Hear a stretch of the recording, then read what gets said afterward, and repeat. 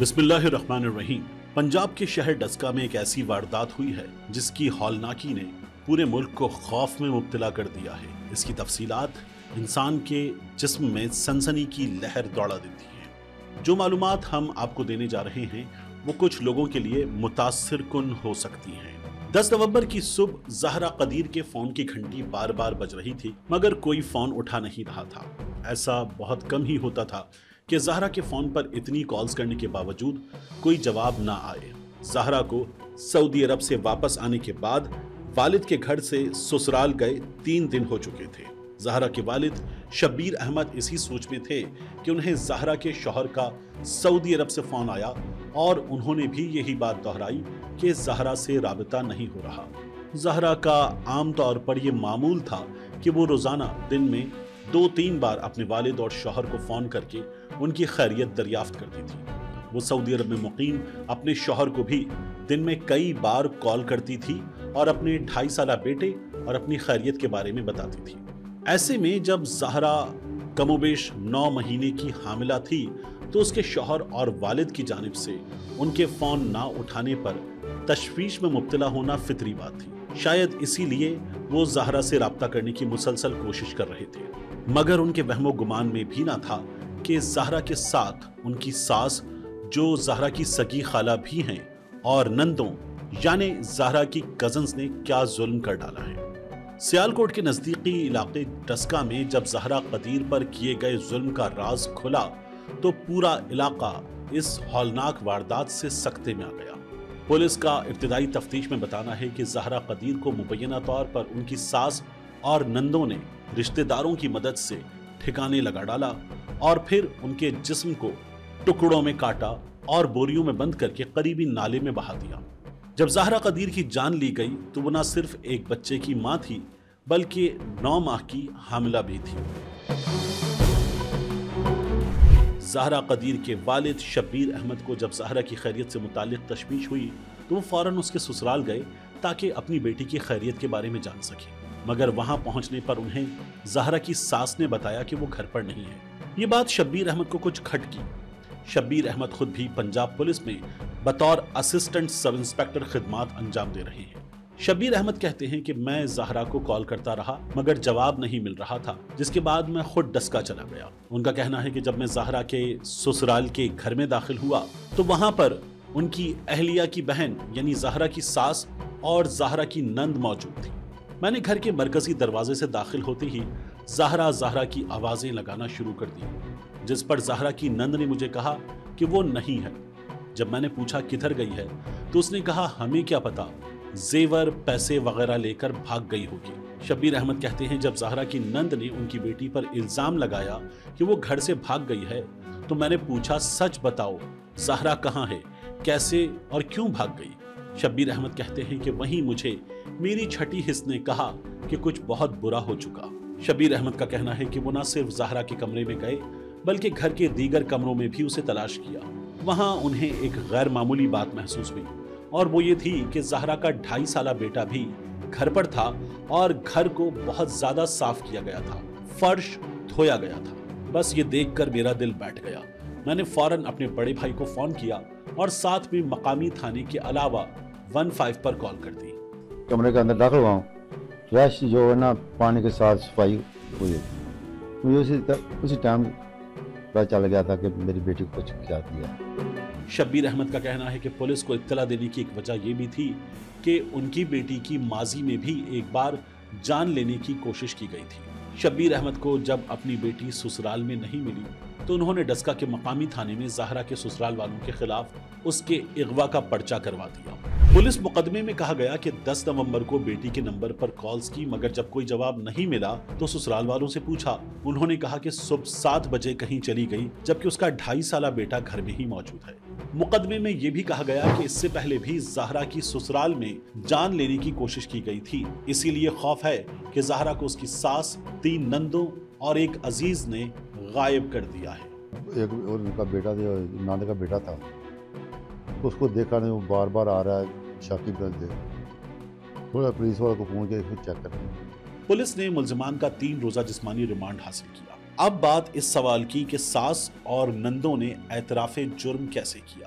Sialkot police کے ترجمان وقاص علی کے مطابق جب شبیر احمد کی درخواست پر مقامی پولیس نے کارروائی کی اور مقدمہ درج ہونے کے بعد زہرا کے سسرال والوں سے تفتیش کی تو زہرا کی ساس اور نند نے انکشاف کیا کہ انہوں نے اپنے رشتہ داروں کی مدد سے زہرا کو ٹھکانے لگایا اور پھر اس کے جسم کے ٹکڑے کر کے نالے میں پھینک ڈالے۔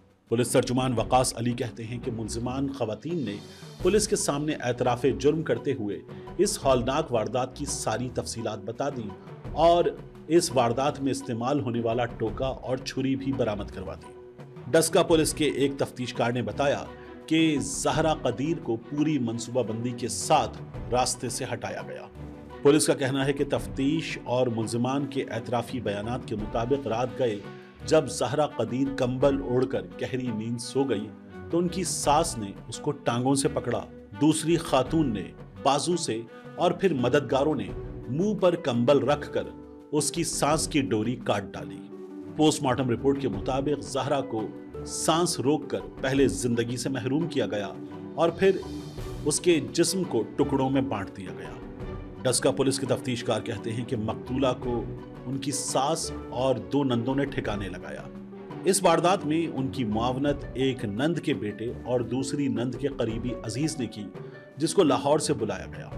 تفتیش کاروں کے مطابق ثبوت چھپانے کے لیے ملزمان نے ٹوکے اور چھری کی مدد سے جسم کو 5 حصوں میں بانٹا اور بوریوں اور پلاسٹک کے تھیلوں میں بند کر کے نالے میں دور دور الگ الگ پھینک دیا۔ پولیس کا کہنا ہے کہ ٹکڑے پھینکتے ہوئے یہ خیال رکھا گیا کہ انہیں الگ الگ مقامات پر پھینکا جائے تاکہ واردات ایک معمہ بنی رہے۔ پولیس نے یہ بھی بتایا کہ ملزموں نے زہرا کے گھر چھوڑ کر جانے کی جھوٹی کہانی بنانے کی کوشش کی تھی۔ جب اس بھیانک جرم کا پردہ چاک ہوا تو پولیس، ریسکیو اہلکاروں اور علاقہ مکینوں نے فوراً ہی زہرا کی تلاش کا کام شروع کیا۔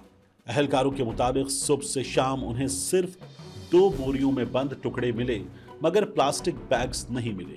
پھر رات کے اندھیرے میں بھی تلاش جاری رکھی گئی اور آخر کار کامیابی ہوئی۔ ریسکیو اہلکاروں کے مطابق مقتولہ کا سر اور بازو الگ کر کے الگ الگ شاپنگ بیگز میں ڈالے گئے، دھڑ کو بھی 2 حصوں میں بانٹا گیا اور 2 علیحدہ علیحدہ بوریوں میں باندھ دیا گیا۔ زہرا کے والد شبیر احمد اپنی بیٹی کے بارے میں بات کرتے ہوئے بتاتے ہیں کہ ان کی بیٹی کی چند سال پہلے اپنے خالازاد قدیر کے ساتھ شادی ہوئی تھی جو 6 بہنوں کا اکلوتا بھائی ہے اور سعودی عرب میں کام کرتا ہے۔ ان کا کہنا ہے کہ شادی کے بعد قدیر زہرا کو اپنے ساتھ سعودی عرب لے گیا۔ وہ اکثر پاکستان آتی رہتی تھی۔ اس کا ایک 2.5 سال کا بیٹا بھی ہے۔ زہرا تقریباً 1 مہینہ پہلے ہی سعودی عرب سے پاکستان آئی تھی۔ اس دوران وہ والد کے پاس رہائش پذیر تھی اور واقعے سے 3 روز قبل وہ اپنی ساس اور نندوں کے بلانے پر ان کے گھر ڈسکا گئی تھی۔ شبیر احمد کہتے ہیں کہ ان کی اہلیہ نے بیٹی کا رشتہ اپنی زندگی میں ہی اپنے بھانجے سے کر دیا تھا۔ شادی کے بعد قدیر اور زہرا ایک دوسرے کا بہت خیال رکھتے تھے۔